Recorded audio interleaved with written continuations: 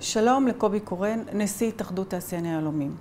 מה התוכניות שלך לקידום תעשיית היהלומים הישראלית? כבר אמרתי בהזדמנויות קודמות שלא ההתאחדות, לא הבורסה ולא המכון הם המטרה. המטרה היא קידום ענף היהלומים, תמיכה, עזרה במצב הבלתי ברור והמסובך שבו נמצא ענף היהלומים כיום. אני אשתדל להקדיש את מירב מרצי על מנת לפתור את כל הבעיות שמעיקות כרגע על ענף היהלומים.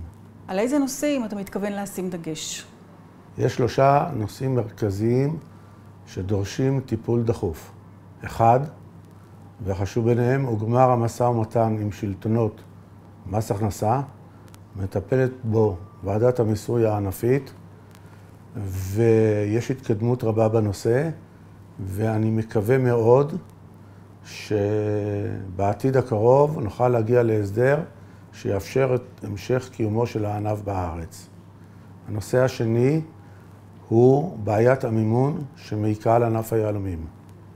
מאז המשבר בשנת 2008, רמת האשראי של ענף היהלומים בארץ ירדה מ-3 מיליארד ל-1.5 מיליארד, בעוד שהאשראי בתעשייה ההודית עלה מ-5 מיליארד ל-15 מיליארד. נוסף לכך, עזיבת בנק לאומי הסבה נזק רב לענף. כיום, כמטרה מרכזית, הוקמה ועדת מימון ענפית שתטפל בהשגת בנקים נוספים או קרנות על מנת להגדיל את רמת האשראי שיהיו ליהלומים בארץ, כי ברמת אשראי של 1.5 מיליארד מול 15 מיליארד, מצבנו מאוד מאוד קשה. 3, זה ניסיון להחזרת חלק מהייצור לארץ. כבר בימים אלה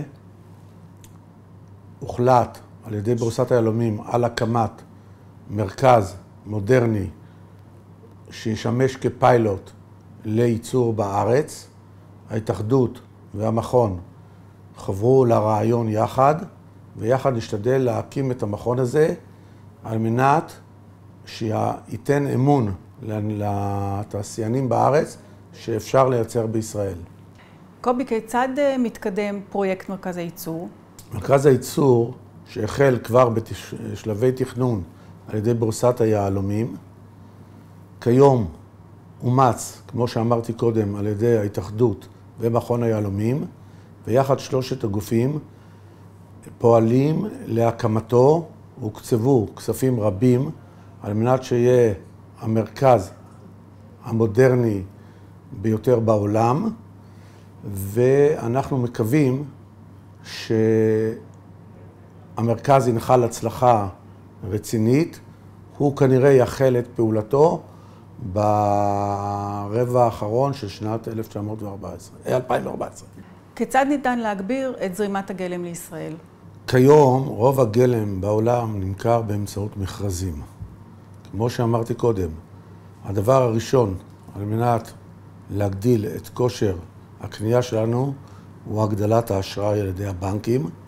הדבר השני שבו אנו פועלים היא הקמת ועדה גם ענפית לצורך הקמת מכרזי גלם בישראל, ואנחנו מקווים שכמו שבכל העולם יש מכרזי גלם, ניקח חלק פעיל מאוד ונצליח להביא הרבה מכרזים לישראל על מנת שהגלם יהיה יותר נגיש ליצרנים בישראל. תודה רבה לך, קובי קורן.